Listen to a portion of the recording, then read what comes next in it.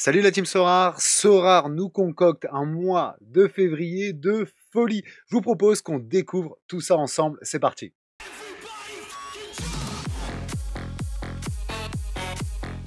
Dès le week-end prochain, Sorare lance le Super Clash événement. En gros, ils ont sélectionné 10 matchs, seulement 10 matchs dans les championnats que voici ici à l'écran. Attention, la condition, il faudra 5 cartes in-season, donc pas hyper accessible pour tout le monde, mais ça peut permettre justement d'aller scouter parce que le prix des in-season a quand même bien baissé parce qu'on est en deuxième partie de saison.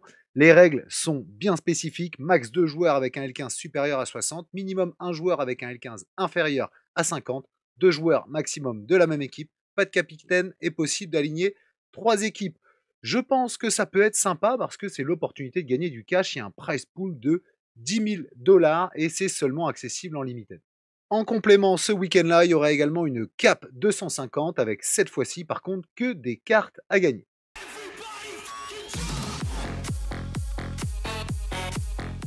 Le 7 février, ça sera une ultra attacking, la ultra offensive si on traduit. Vous aurez l'opportunité de mettre un gardien, un milieu et 3 attaquants.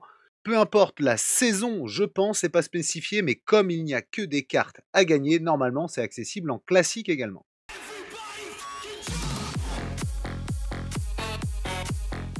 C'est ce qu'on va vivre pour les derniers matchs de poule en Champions et en Europa League.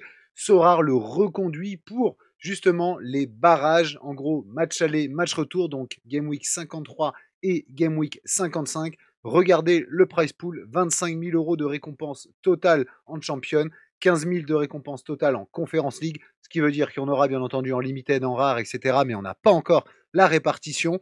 J'adore parce que effectivement, ça permet à ceux qui se plaignent des DMP, là, de n'avoir aucune excuse. Quel est votre avis? D'ailleurs, je vois que c'est un débat qui agite les réseaux pour ou contre les DMP. Perso, Vous savez, moi je crois pas qu'il y ait de bonnes ou de mauvaises situations. une réponse de Normand. En tout cas, c'est top pour justement la Champions League, la Conference League et l'Europa League. Il n'y aura pas de deadline, du coup, il faudra juste, bien entendu, mettre ses joueurs avant le coup d'envoi.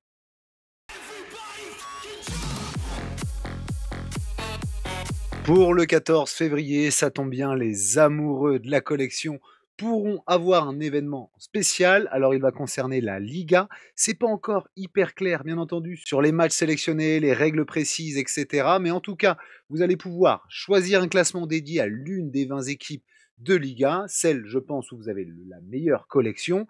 Un nombre minimum de joueurs sera nécessaire, bien entendu, pour participer à ce classement. Et le bonus de collection sera déterminant pour prendre l'avantage sur votre adversaire.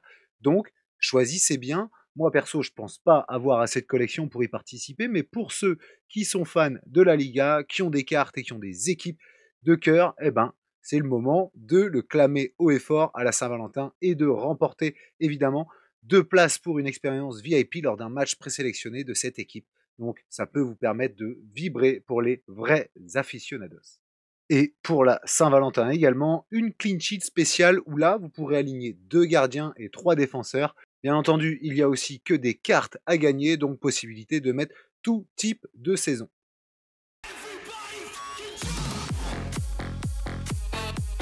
Pour la Game Week du 21 février, 2 compétitions, une anti-stack 270, assez simple.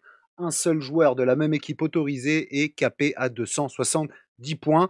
Ça sera bien entendu avec que des cartes à gagner. Par contre, pour les amoureux de l'Argentine, vous avez vu que les cartes venaient de sortir.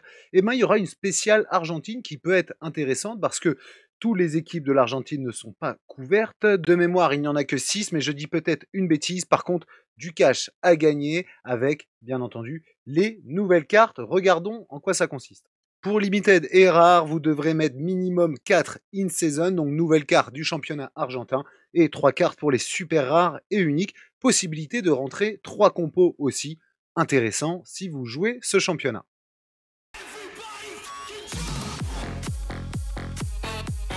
Le 25 février, pour la Game Week 57, on retrouvera une cap 230. Et oui, cap très bas, il va falloir être très fin, messieurs, dames, niveau scouting.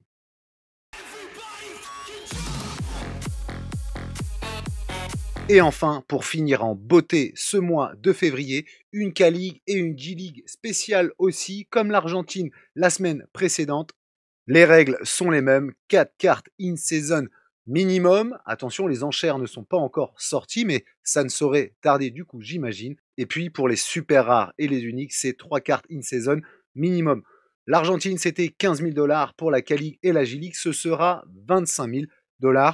Pour les fans aussi d'Asia, hyper intéressant.